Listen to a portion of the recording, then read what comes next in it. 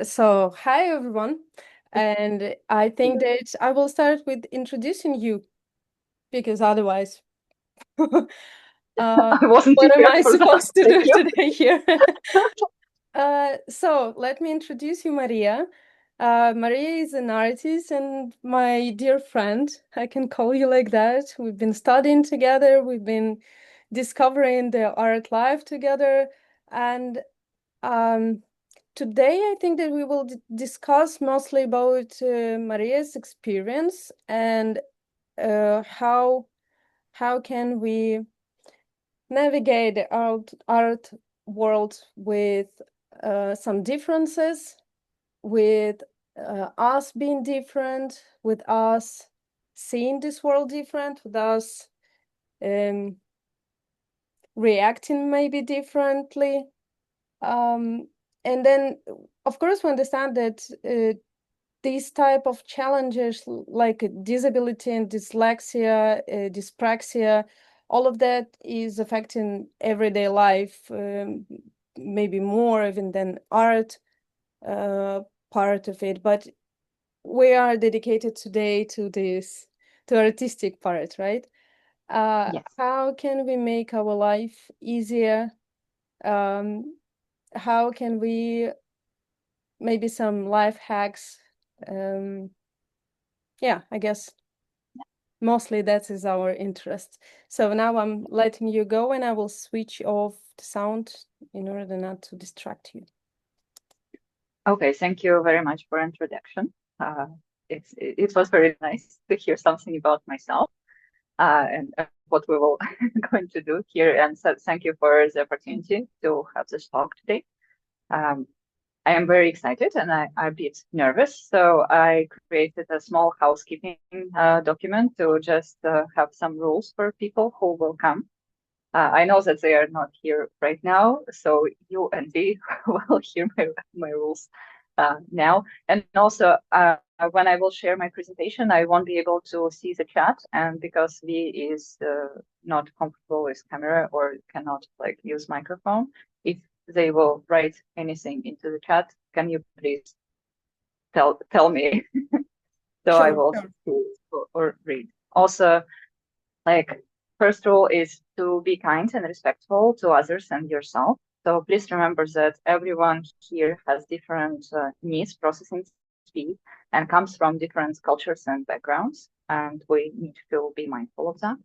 It is okay to interrupt me while I'm speaking. I rather you ask question and know something than like don't ask questions and go without like knowledge, because asking question is not stupid. There is no such thing as stupid questions.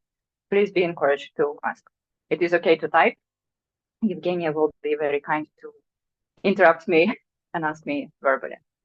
Well, I will give a link to the presentation I showed to anyone that needs it, and I think Evgenia can attach it to the maybe email after with recording or something. Yeah, so don't worry. Hello, Kara. Uh, Lovely to see you here. I will provide my contact details in the end of the presentation, and please feel free to connect with me. I will be very happy to answer additional questions, have chat, collaborations, anything. And this talk is based on my personal experience. It is not intended to be universal. Your journey will likely be different because every disabled or neurodivergent person is different, and it is okay. And your opinions may also be different from mine. It is also fine. We can discuss it. We can argue, but also we can be respectful and be okay with that. But please share what you think. It is important for me to also hear you. For the disclaimer, I am blind in my right eye from birth, and I'm late diagnosed autistic and ADHD person. I was diagnosed with autism and ADHD this year. And as autistic, I do process everything through myself, and everything I do goes from my personal experience. You will notice some mistakes in my writing due to my dyslexia and dyspraxia, and as well as writing is in my second language. All the images you will see made by myself. And for the structure, first we will review some of my art projects. The second part will cover resources. and some ideas that I gathered on the way how to accommodate yourself. And then we can be having a small discussion or some questions, if you will have any, to address any additional questions. If we go over time, please don't worry, because I constructed my presentation in a way that it will be helpful for you to engage afterwards by yourself with the links, with everything. Yeah. And this presentation, as I already mentioned, is more an overview of projects and what we can do. And I will need to dig deeper in like following lectures, maybe here, maybe somewhere else, because I realized that I bite a bit more than I can chew. And I was like, okay, but how about this? And how about this? But this is so interesting. And it was quite hard to narrow it down. And I think it definitely needs more work after. So I hope it will be good and useful anyway. And I think it's important to mention that we will discuss disability and neurodivergence. By disability, I mean that disability is the experience of any condition that makes it more difficult for a person to do certain activities, to have equitable access within a given society, often due to societal structure that is not built with disability in mind. I will refer to people who are not disabled as not yet disabled, because any person who will live to the old age will acquire disability. And actually, we do have some temporary disabling stuff during our life, even if we're not yet disabled, because we can have health conditions. We can, I don't know, even be pregnant can be very hard for our body, and we cannot perform some tasks that we usually could on a daily basis. So we actually experience a lot of disabling stuff in our day-to-day life. And by neurodivergent, I mean neurodivergent means having a mind that functions in way. Oh, hello. That is my beautiful classmate, Andy. Hello. Very nice to see you. Oh my God. Sorry. By neurodivergence, I mean having a mind that functions in a way which diverges significantly for the dominant societal standard of normal. There are no such thing as normal. Every body is unique, every mind is unique, and that is normal. I personally do not consider autism as a disability. However, I do acknowledge that autism sometimes is disabling. And now we go to my practice, and I will share my screen and I will share my presentation. If you will have any questions, please, for people who just joined, please interrupt me, please unmute you or type in the chat. Evgenia will interrupt me for you. It will happen. Share my screen. We see in my screen. Please, somebody say yes. Please, somebody say yes. Yeah, I can see it, Mariia. Thank you, Andy. Okay. Then how to hide this? Okay. Yes. Okay. You don't see the bottom line, right? I guess we see everything. The bottom line is by Mariia, right? Yeah. Okay. Beautiful. So we have about my neurodivergence, and we go into my practice. So that is me. My name is Mariia Korneeva, and I'm an artist. Before I found my purpose as a transdisciplinary artist, I was a child growing up in multicultural family on Sakhalin Island, where I enjoyed crafts with my grandmother, forest walks with my mom, and amateur archaeology with my dad. At the age of 17, I moved to St. Petersburg, and I studied from my BA in a public relationship department in St. Petersburg Institute of Design and Technology, which wasn't a pleasant experience. I really hated it.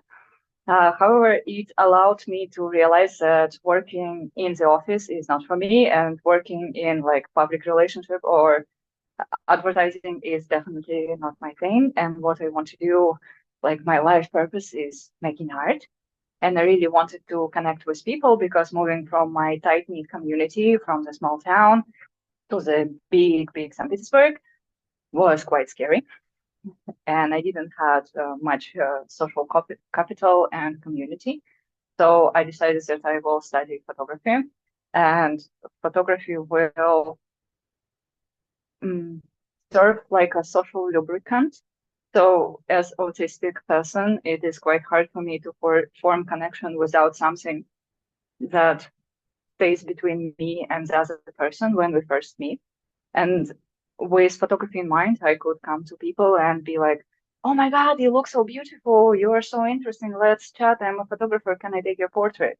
And that allowed me to build very nice and meaningful connections that I cherish since. So I studied at Photography Academy for 7 years afterwards, I worked as a portrait photographer and retoucher. And 10 years ago, I moved from Russia to Ireland, and I didn't speak English at all. And year after, I moved to London, and I live here ever since. In the first couple of years, I was learning English and trying to adapt to a new environment as non-native speaker, and I found it very hard. Then I started studying in the Art and Photojournalism Academy Fotografica, but COVID-19 emerged, and for me it became time for experimentation and exploration of urban empty landscapes and various crafts. And I actually started to return myself to realize that I enjoy making stuff with my hands, like I did with my grandma, and to find objects. And I realized that insufficiency of photography, because actually making stuff with my hands makes me more regulated, more happy, and gives me more purpose. So for many of my photo projects, I would craft masks, backdrops, some prop, and I was like, okay, I want to do more about that. But then my country got involved in the war in Ukraine, and I stopped making art for a while. I lost my purpose and was very depressed. It is still stuck. But some time came and I realized that I still need to do something with my life. And then 2.5 years ago, I applied for MA in Arts and Science at the University of Arts London, and now I'm here. I am a transdisciplinary artist working on the development of neurodivergent and plant art paradigm as alternative to the medical paradigm of disability. And I'm seeking reconnection to the earth, grounding, and finding ecological practices and land art intervention. I work with materials found in both human body and the body of the earth. For example, water, minerals, and metals. So I try to find this connection back from where we came from. And here on this slide, you can see some of interests, some themes that I work with. And now we will go to my projects. I promise it won't be very long. And then we will go to some life hacks and stuff like that. So first stuff that I think is important to a first project to elaborate about is symbiosis. I did it right before I started my MA. And you might think that immigration has nothing in common with disability, but you will be wrong to think so. You lose your people, your team, home, social connection, and a part of yourself. When you don't speak the language, you're disconnected from the society you live in, and it can be very challenging and disabling in nature. It is hard when in your native language, you're smart, eloquent, funny, witty, you have an amazing vocabulary, and here you become a blob of goo that cannot even ask for, direction to somewhere. And others would never know this about you because you can't communicate. In nature, immigration is often disabling. And based on this experience, I created a game. That was my first game. That is a text game that was made as a project for the Rome Biennale. The experience of the person is portrayed through oceanic landscape, demonstrating the feeling of being an alien and need to adapt one's body in order to survive in new environments through symbiotic transformation. By the way, I made it with the intention of including the stories of other artists who immigrated and who have some disabling experiences. So if you want to have a chat about that, please drop me an email afterwards and let's talk about it. Now, in the presentation, you will have this beautiful link if you will want to play with it. Please do. It's like 10 minutes and it is a bit fun.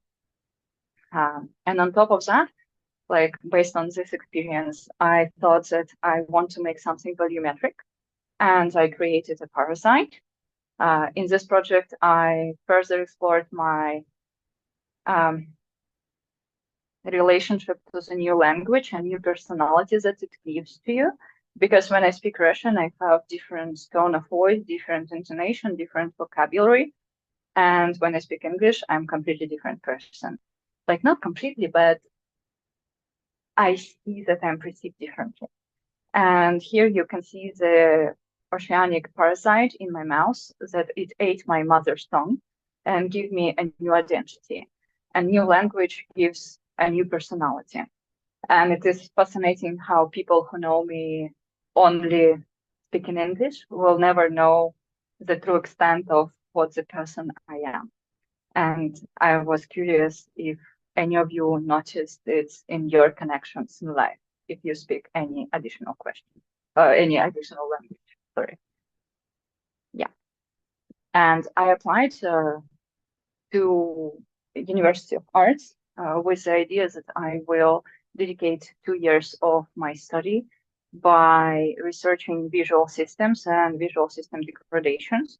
As I already mentioned, I am partially blind from birth.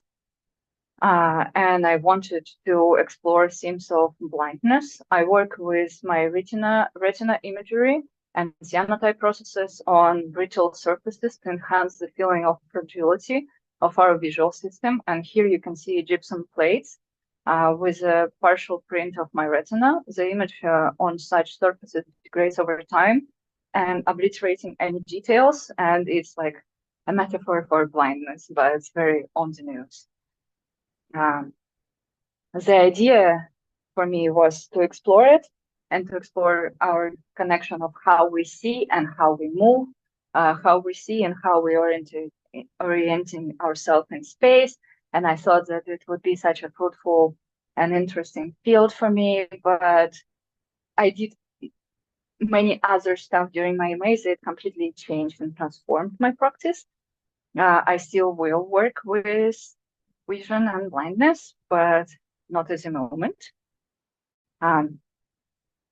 So due to the genetic testing, I discovered that I have a gene that may cause my visual system deterioration and make me blind. I wanted to create a monster of blindness, a feeling of dread, something I'm immersed and uncanny, but I never had training as a sculptor, and I never worked with sculpture stuff. Only sculpture I made was parasites that you look seen before. So I created Bob the Blob. That is a picture in process, and I think it was important to share Bob here because it was challenging for me to make Bob, and Bob humbled me in any way. He taught me that not everything I imagine in my head will be like this in real life. And if I don't prototype, I will end up with more Bobs. And I struggle with all of the stages of building Bob. First, I thought he would be covered in fabric, as you can see on the picture, but he reminds me unhinged psych ward patient and not like monster that is looming over you, that is hunching and like filling up the space. So I changed fabric into paper, and he also has like many eyes, and all those eyes have my retina pictures in them, and they are glowing from the behind. So I changed his skin to the paper, and I showed him at the interim show at my university at my first year of education, and I accepted my fate. And to be honest, I had very nice conversations with other people and nice engagement. And in the end, Bob became an unofficial mascot of our MAS group. Here you can see Bob in the full glory. I did move him from his original spot in order to take nice pictures. I regret nothing. Bob still lives in the university, and our metal workshop person in charge, Gareth, he begs me to take Bob to my house, but Bob is too big, so Bob has to stay. Then I thought a lot about disability and how we approach stuff when we creating exhibitions and exhibiting art.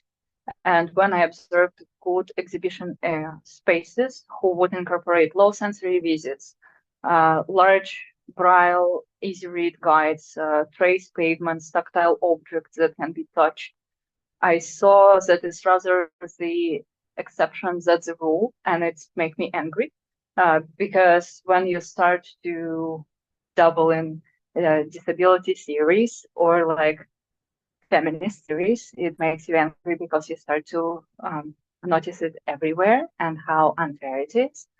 And that is how this zine came out. Many curators don't even in big galleries pay attention to whom and what height they will be exhibiting art, what size and type of font they use to describe artworks. Sometimes those small labels placed behind the row, so you can't even came closer to read because they are too far. And some rope is paired with a sound alarm that makes sudden and unpleasant noise. And for me, as like I struggle with vision and I'm also autistic, when I come and I try to read and it beeps in my face and I'm very scared. So it takes out of enjoyment with engaging with art.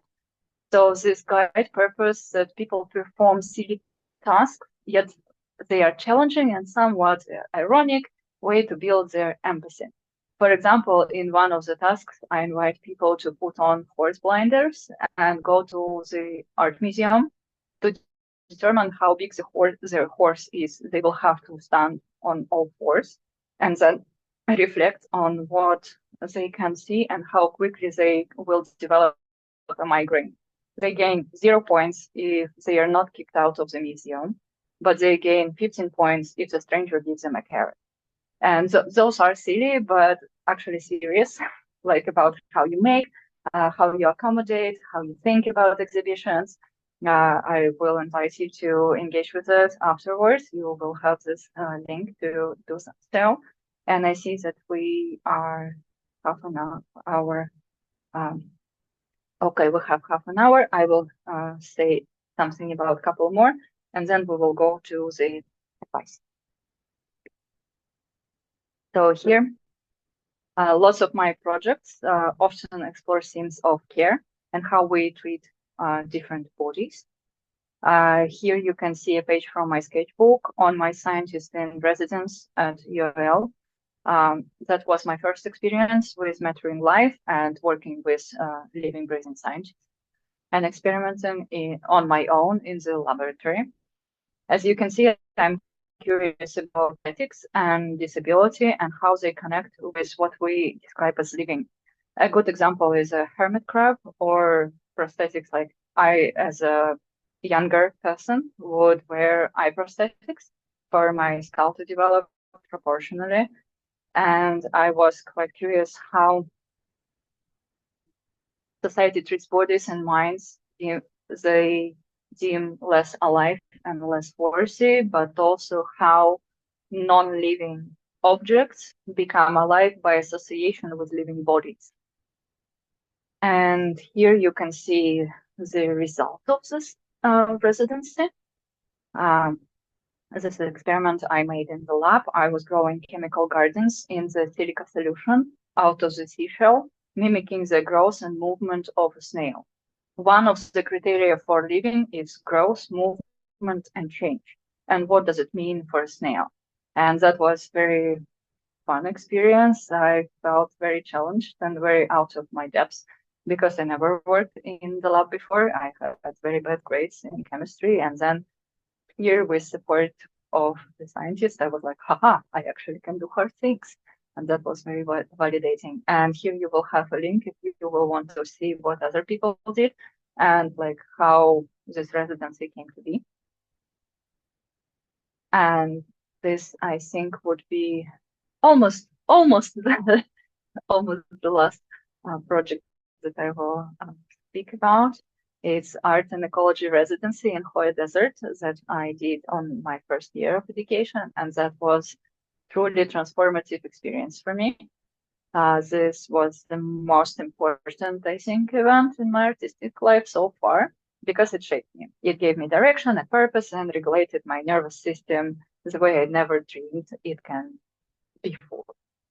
So I was working in the desert, and it was incredible. No people, no internet, no city noises, no man or other dangerous predators in the woods. So I was free to walk there and do whatever I wanted for hours, connected with nature, counting fossils, making experiments, and creating art without any restrictions.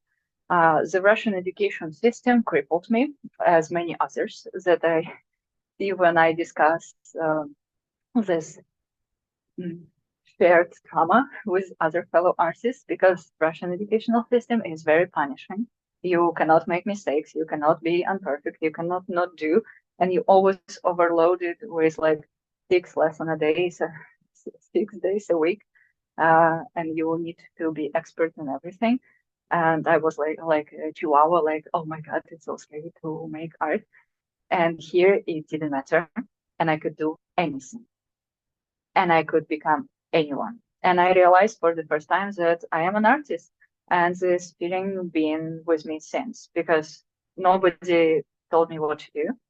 I had I had freedom to do anything I wanted, and I just played with it. And I was like, okay, what if I will do this or that?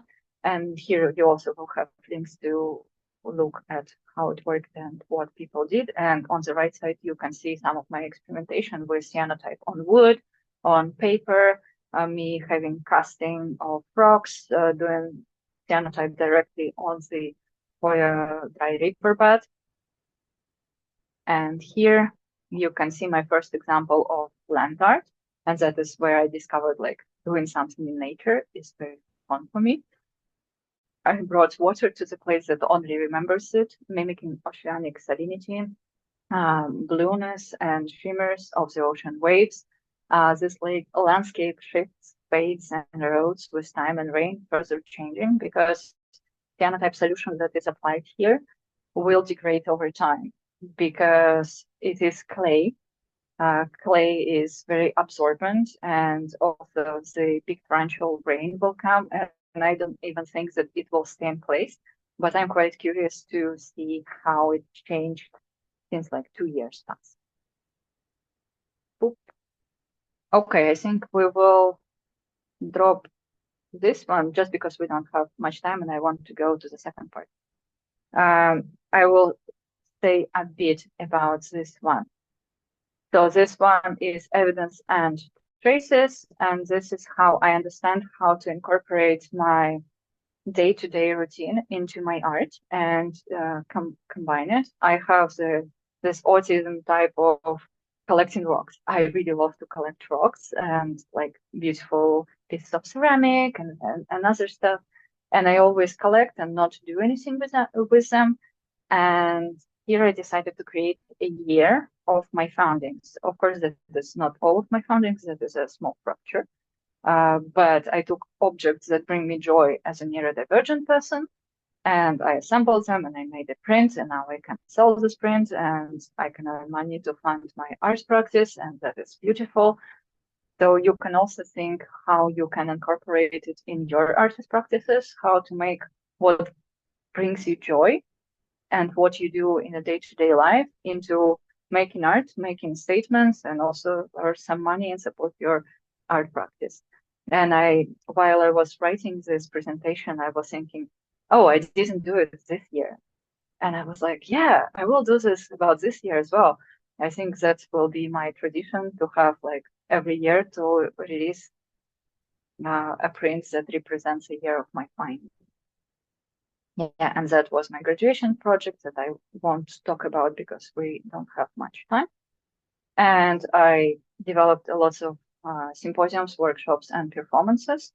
And I will say how I accommodated myself, because I do feel nervous when I speak to big crowds of people. So for me, it was easier to give people some task to perform rather than to give them big explanations and lectures when I did it on my own. So I would ask them to ask their neighbor something and then reflect and then give me feedback, and then we will have a conversation. So the responsibility of talking and presenting is not only on me, but it's shared with the collective. And also it's more fun, I think, for people who came and did and hear everything that people speak. And or like in the bottom part, you can see me and the scientist Carol Giasan. And with her, we had also different responsibilities and conversation about what we did. And then we did also small engagement with audience. And on the left-hand side, you can see me performing. And I ground myself with sitting. I not look at people. I read it from my tablet, because that is how accessibility works for me. And I feel calm because I am exactly in the position that makes my nervous system calm, collected. I know that I won't forget anything, and that is okay. So if you will do something like that, you need to think how it will work with your mind, with your body in mind. Yeah. And during my education, I did a lot of experiments because I was surrounded by people who are knowledgeable, kind, and can work with disabled and neurodivergent people. I never thought that I would work with in laboratories, that I will solder, that I will weld, that I will cut metal or like do robotics. And I did. And I hope that this will be some sort of a nudge that you can do it too if you will surround yourself by people who support you and who really want to teach you to do something. And now we will go to some reflection. Yeah. So first advice that is a bit on the nose, but learn about yourself, because you are your best ally and nobody else will know how to help you and what strategies to propose to you if you don't know your neurotype, if you don't know your needs as a disabled person, because you will have to advocate for yourself. And without you knowing this, it will be very hard. If you're neurodivergent, then you can learn about your sensory profile and learn how to calm your nervous system.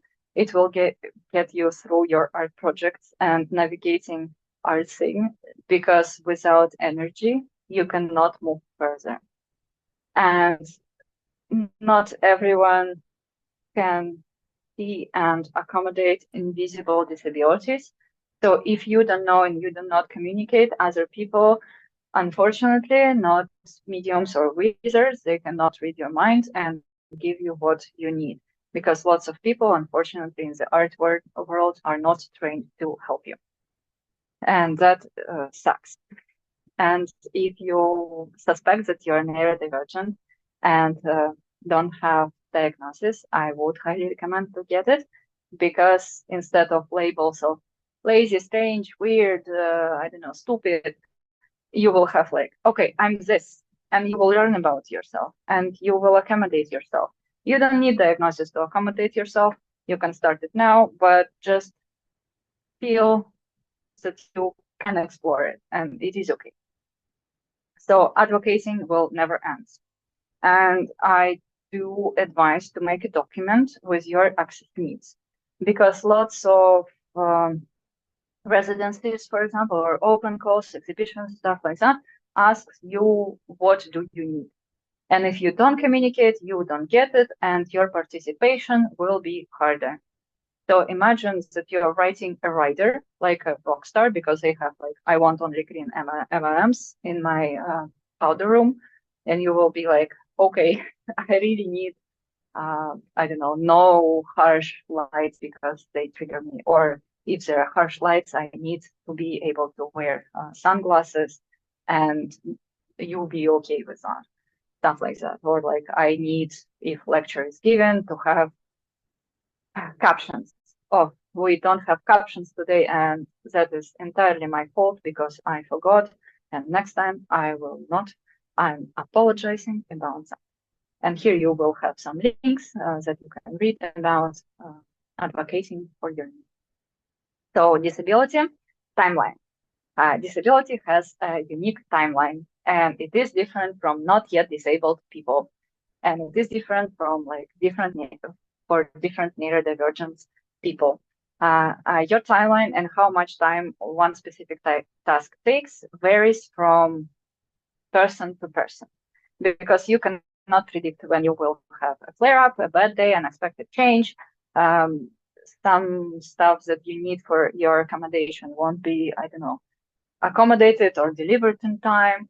And you need to learn to be compassionate to yourself, not to push through. Sometimes the best you can do is rest and allow yourself to take time to occupy space, to ask for moving deadlines. Sometimes people will go forward and help you. If that is not possible, allow yourself to do what you can and don't chase perfection. It is damaging to try to do something perfect if you don't have resources for it. Because when we push through, we punishing our body and our mind, and we become more depressed, we acquire more chronic illnesses, and we don't want that. Because if we don't have energy and we become more ill, we cannot create art. If we, as artists, not creating art, we feel bad, and that is a vicious cycle of depression and sadness and misery, and we don't want that for ourselves. We deserve better. This maybe will be obvious for people. For me, it didn't become obvious for many years, and I learned it this summer with my therapist because I was very burnt out from my studying at the university. And she told me that there are different types of tiredness and different types of rest. And I was like, oh my God, that is actually very smart. So if you didn't know that, as I didn't, it's very nice to learn how and where you get tired, with what percentage of tiredness, and what rest do you incorporate in order to restore. Because if you do a lot of mental work, like reading theoretical text, navigating emails, applying for stuff, and then for your fun me time, you're reading more theoretical text, you're not actually resting, and you need to do something else. And that is a very nice stuff to start to learn and adapt, because it will help you to be more in tune with yourself. And when we're in tune with ourselves, we can produce more art, to create more in-depth projects, to have more fun. And here you will have a beautiful link with different rest experiences and some art interventions from different disabled people. And I would highly recommend you to go and explore it. And you need to find people who get you, because it is very tiring to explain to people what your needs are, why you're doing what you're doing, and how you're doing it. And if, for example, I'm autistic and I have another autistic person in the room, and I can just like look at them and they will get it. I don't need to over-explain myself. I can be myself without any judgment. And sometimes we do need it. So you can try to look for maybe artist unions with disabled people online, or some online communities. If you're autistic, for example, Thriving Autistics make monthly group calls, and I find them good, healthy, and very welcoming. You can join, and you have several like chat rooms where you can discuss some problems. And sometimes it's nice to have this extra support, because sometimes you, for example, right now I have very stressful communication about publications that I did for the art residency. And it's nice to speak about direct communication with people who understand direct communication, and to feel seen and heard. And you deserve it. You deserve nice. And that is important. yeah, diagnosis, medical help, and government help. Unfortunately, my experiences are based for the UK people more, and I cannot speak about like Europe. I definitely cannot speak about Russia because Russia don't have much help in this regard. So if you're based in the UK and you will need some additional help, please do check those resources. They are helpful. And also, if you're UK citizen and go into the university here, you will be eligible to disability support allowance that will help you with some study support, with some paying for programs and stuff. If you don't have laptops, they will give you a laptop, stuff like that. And this is very helpful.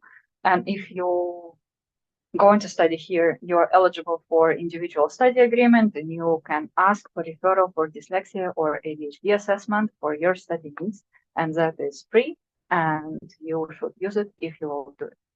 So do it. It is nice.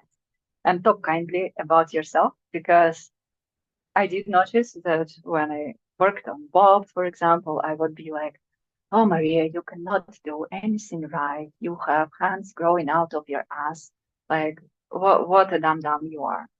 And then I learned that our neurons building connections and start to actually like associate yourself with something negative. And we should think positive about ourselves, because otherwise we cannot, again, support ourselves and make art that we want to do. So do speak positive about yourself. Like, I did my best. I experimented with sculpture, and I realized that I need to do more, like to learn this and that instead of negative talk. Because if you will speak positive about yourself, it will support you in a long way. And there is a science behind it. So for grants, mentorships, and open calls, I do check if they have easy read text, because as a dyslexic and as person who speaks English only for honestly like for 8 years, I think, it is quite hard to read very dense English, very scary English. So it is easier if they have easier read text. You need a universal system for storing and naming files, because it will help you to conserve your energy. And energy is a very limited resource if you're disabled. So if you will create same folders with like text, pictures, additional files, I don't know, media, and you will name files and you will have explanation for what you have, then you can pick and choose and assemble any application for any open call and mentorship and grant very quickly. So I do advise to do this for you, and it is nice to it will save you time and save you energy. And some grants have accessibility officers who can help you structure your writing, or to apply, or to like fill out forms for you. And that is why I also talked about getting diagnosis if you're suspecting that you are neurodivergent, because it will help you to apply, and you don't need to struggle more if you can struggle less. Yeah. And the bottom line here, I do recommend to participate in 30/30 challenge in ArtQuest next year.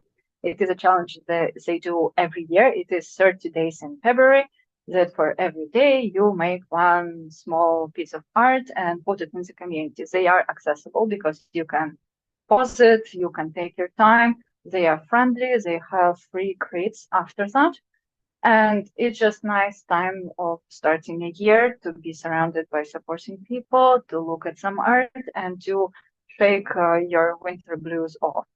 So do participate, like I will. Dopamine farming that I discovered recently, and that is advice for my ADHD friends who try to apply, for example, for some grants, or to because a lot of artist practice is admin, and admin sucks.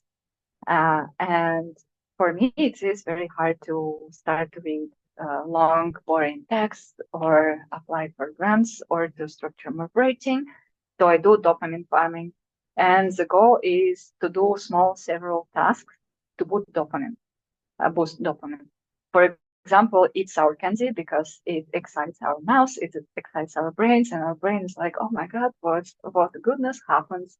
Or to run in place for 1 minute or splash cold water on your face.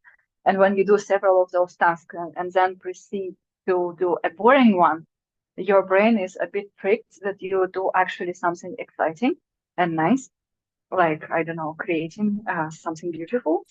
And that helps you to apply for more stuff and to create your writing more beautifully. And it is a nice hack. If you will need cards for dopamine farming, I have several. I can send it to you if you would like to. Just message me. And the last thing before questions, accessibility tools I use. Just decided to share in case it will be helpful for people. So I do use natural reader text to voice because I am dyslexic, and I already explained that I do struggle with long, dense English text. So it helps for me to listen, and natural readers have a variety of AI voices that are not robotic, and you don't want to kill yourself when you listen to them because lots of accessibility features that are available from government is very robotic, monotonous voices that are very hard to listen. And when you have to do it every day for several hours, it is depressing. So I do recommend natural reader. I use Green voice to text. It's really helpful on meetings. So you can place recording, it records audio, you can incorporate slides into that, and then it translates everything into text. You can have some timestamps, and it is very nice if you have, as I do, problems with short-term memory, and you don't want to make notes while you're listening, but then you can, if you use it, you can return to this text and return to this voice and see where you place timestamp to pay attention to stuff and do your writing. I do use it on art talks as well. I use Grammarly because my writing sucks due to dyslexia. And as you can notice, I have lots of misspelling in this presentation because Grammarly works not good with Google Slides presentation, but it is quite decent in Google Docs or Microsoft Docs, so it is nice. NoteLM for studying, again, you can use it. Mind maps are very useful. For me, I identified that I work better with projects if I structure everything like a wombat. I have lines and squares and nothing goes like tangled to each other. So Milanote is very good for approaching projects and thinking. And not a tool, but if you will decide to study, you can ask for a skill support person. And I used beacon supports for autism, AuDHD, and dyslexic individuals, and I'm really happy with them, and I do recommend them.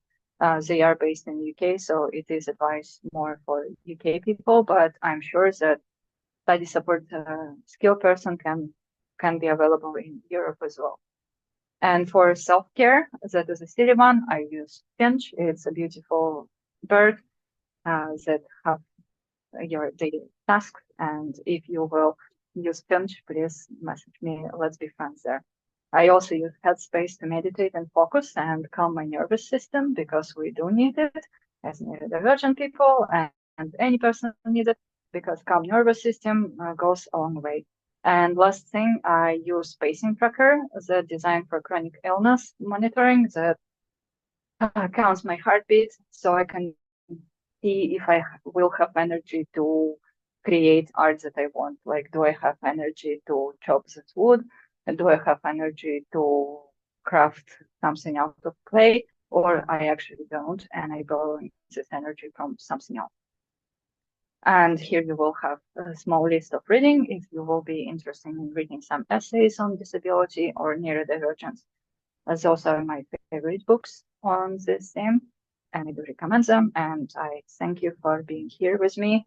As I already mentioned, you will have all the links and my email if you want to get in touch.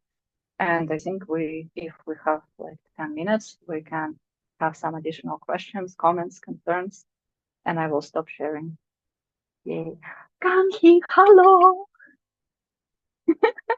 Oh, that is such a nice surprise. Hello. Yeah, so floor is yours. If you have anything to say, please say. Like any of you. Okay. Oh, sorry. No, I No, have no, nothing to just see you guys. hello. Yeah. Okay.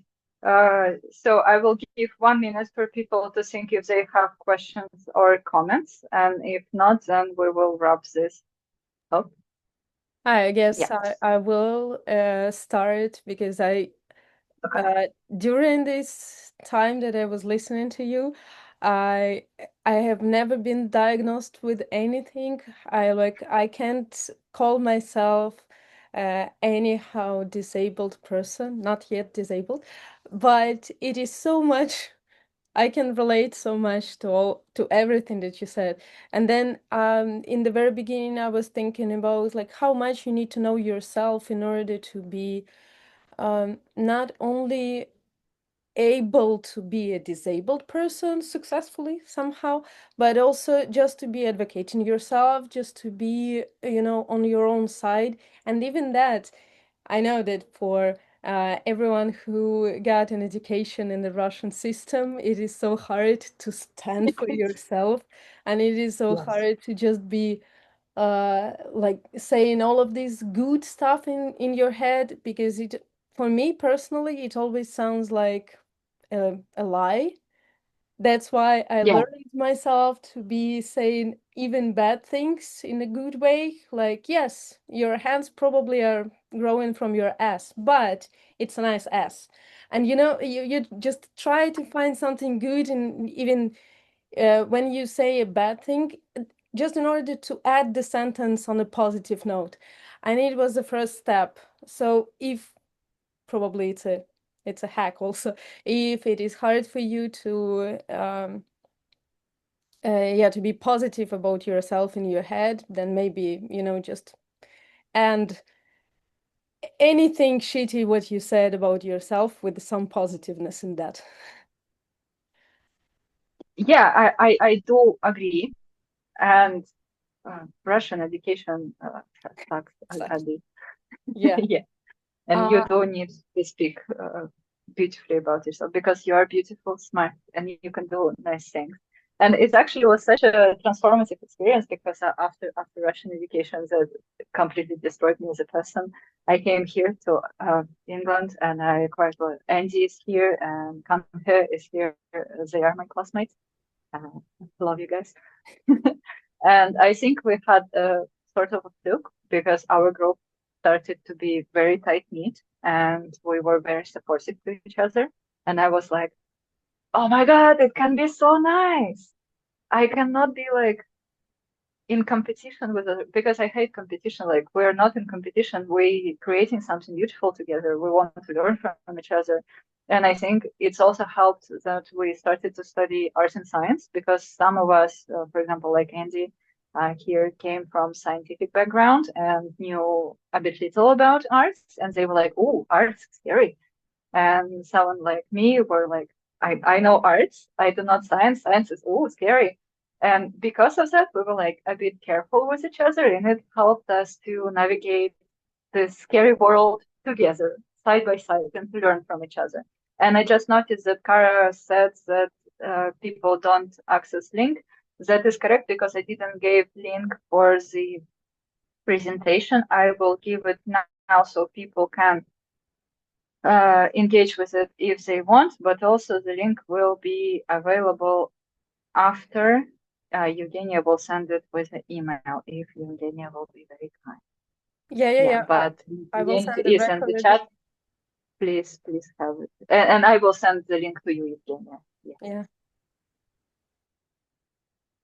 And I do agree that lots of people don't understand how much job is to just exist as a disabled or neurodivergent person, because you need to advocate, you need to learn, you need to speak with doctors, with people who support you with studies. And lots of time you meet people who are not trained, who do not know, and you have to do their work for them, and it is tiring. And on top of that, you need to apply for grants, you need to apply for open calls, you need to work on your projects, you need to go somewhere and do your art. Maybe you will do your art at home. And it is a lot. It is and also you need to work. You need to work. Yeah, it is hard. Yeah. Kara is going to go. 1 second. 1 second, Andy. 1 second. Sure. Nice to see you, Kara. Please, thank you for coming.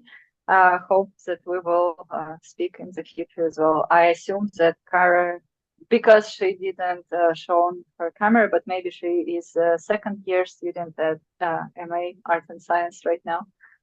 But happy to see you. If not, I'm still happy that you came. Yeah, Andy, what you wanted to say? Bye, Kara. Something you said right at the beginning just really struck me, and I just hadn't really struck me before. It was the idea of being a photographer, giving you permission to communicate with people, allowing you, if you like, some sort of structure or some relationship that basically allows you to communicate where you might feel uncomfortable communicating otherwise. And I was just thinking, actually, that goes for a lot of things. So as you said, I came from medicine, and there my relationships with clients, with patients, was built into, started with a relationship. So I had an excuse, I had a structure to make that contact with, to make that communication with, where I might have felt very uncomfortable doing it to somebody I didn't, having that interaction with somebody who I didn't know. The fact is that there was not only a pre-existing structure to have the relationship, but a pre-existing language and conventions in terms of how it's done. And I think probably I found the same much later on in life than you did. I think probably I found the same with art as well. It's a way of not only of communicating difficult concepts, but facilitating communication where you, as the agent, whether artists or scientists or doctor, find it difficult to communicate. It's like having another language to do that, and a permission to, the first time somebody found me in the woods getting some wood for a project, and they stopped and they said, "Do you mind me asking what you're doing?" And I said, "Oh, well, I'm an artist." And it was the first time I'd ever said the words in public to people that I didn't know. And I thought, that's great. I can do anything. I can communicate anything. I can have any sort of relationship. It's just allowed. So yeah, I take your point. Being, I can't yet say I'm a photographer, I feel, but you never know. Sometimes. Okay. Well, if you want to, you can be. But you just said that you can do anything, and like just say, like, I'm an artist, and I don't know, we have a couple minutes. I can pick a story. So when COVID started, I was doing a big year project, a photo project about death and becoming one with the earth. And for every week of that year, I would come to a different cemetery in the UK, and I would take self-portrait and being like alone, because like it's COVID, no people. That is a wooded areas near my house. So good, beautiful. I am fascinated with decay and change of matter into new matter. And I found a very beautiful part of one of the Magnificent Seven. Those, for those who don't know, those are the most beautiful and big cemeteries in London, built in Victorian era to facilitate like a lot of dying people that not worth fitting in the churchyards. But I found the area where graves were covered with water, and they were very beautiful. And I thought, okay, I calculated the time, nobody will be here. I will come, I will lay in this water closed. I will take a self-portrait of me in this water. It will be so beautiful, so nice. Like it goes exactly with what I wanted. And I come there and I take my picture, and the funeral carriage goes past me, and I'm like, oh fuck, what happened? Because I didn't want to upset anyone. That was not used path. So there were no new graves. I know that those are very, very old, but it leads to the new path. So, and the person came to me and like, what are you doing here? It's COVID. It's funerals. You don't respect people. And I'm like, but I'm an artist. I'm a photographer. I can do anything. And he was like, no, no, no, get out. So I was asked to leave from the cemetery. So you cannot do anything. So sometimes you will get punished. Thank you for the warning. That's good. But if anyone like works with institutions or like studies, it's very nice to have this backing of the institution behind you, as they can write you a letter. For example, Mariia working on projects that does with decay and stuff like that, and please support her on her journey. And you can have this paper and like be like, I'm sorry, I didn't see, I do a project, I am a legit person. So it's a small life hack. Yeah, somebody were doing the hand now, or is it just, yeah, I think it's me doing this and it triggers the arm. Yeah, so thank you for being here with me. Thank you, Mariia. And we also have thank you so much for sharing your experience from V. I was waiting for us to finish with the questions so I can read it. Yeah. Thank you, V, for coming and being so mysterious. Yeah. Okay. And I guess I will end it up with the promise that I will send to all of you links. I will send a link to Google Disk, and you will find there the recording and the presentation all together. Okay, I will send you link for the presentation now in Telegram. Thank you. Yes. Okay, so now have a nice day. Have a nice day. Evgenia, do you want to stay for a second or no? Yeah, I just will Okay. stop the record. See you. Bye. See you. Bye.